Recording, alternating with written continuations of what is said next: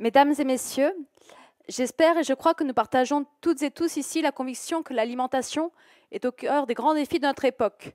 Justice sociale, santé publique, transition écologique, économie locale durable. La communication qui nous est présentée dresse un état des lieux complet et met en valeur les actions déjà engagées par notre région, notamment dans le cadre de la restauration scolaire, l'appui aux projets alimentaires territoriaux, l'accompagnement des filières agricoles. Mais au regard de l'urgence sociale, écologique et démocratique, une question s'impose. Allons-nous assez loin pour garantir à chaque habitant du Centre Val-de-Loire un accès digne et choisi à une alimentation de qualité? Car aujourd'hui, l'alimentation ne peut plus être réduite à un acte individuel ou à un enjeu sectoriel. C'est un droit fondamental reconnu par la communauté internationale, mais encore trop peu garanti en France. Et pourtant, les chiffres parlent d'eux-mêmes. Un tiers de la population française déclare ne pas pouvoir manger 3 repas par jour. Ce n'est pas une opinion, c'est un fait. Cela concerne celles et ceux que nous représentons, dont celles et ceux qui nous nourrissent. Un agriculteur sur 6 vivant sous le seuil de pauvreté. Aujourd'hui encore, trop de réponses reposent sur l'aide alimentaire, quand ce qu'il faut garantir, c'est un véritable droit à l'alimentation, au même titre que l'accès à la santé et à l'éducation. C'est tout l'enjeu de la démocratie alimentaire. Partir des besoins réels pour que chaque personne puisse manger à sa faim, faire ses propres choix et participer aux décisions qui touchent son alimentation sans stigmatisation.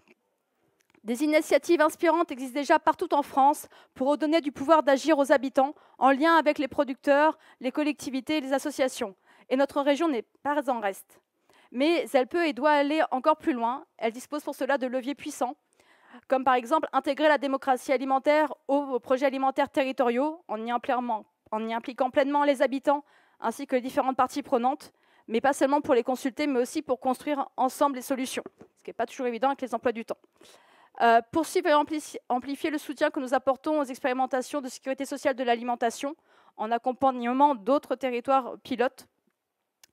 Améliorer et renforcer la gouvernance alimentaire en s'appuyant sur les PAT, mais aussi sur les conseils régionaux de l'alimentation ouverts à la société civile, comme le propose le Césaire.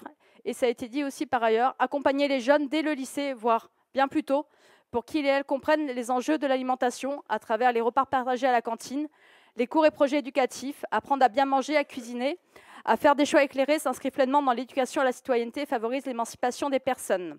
Oui, notre région est engagée, mais pour être fidèle à ses ambitions, elle doit franchir une nouvelle étape dans la mise en œuvre de sa stratégie de la fourche à la fourchette en garantissant un droit effectif à l'alimentation pour toutes et tous.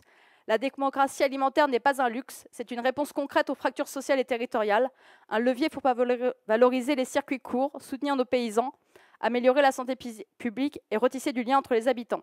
C'est une ambition que nous pouvons et devons porter ensemble, ici, en région Centre Val-de-Loire. Merci de votre attention.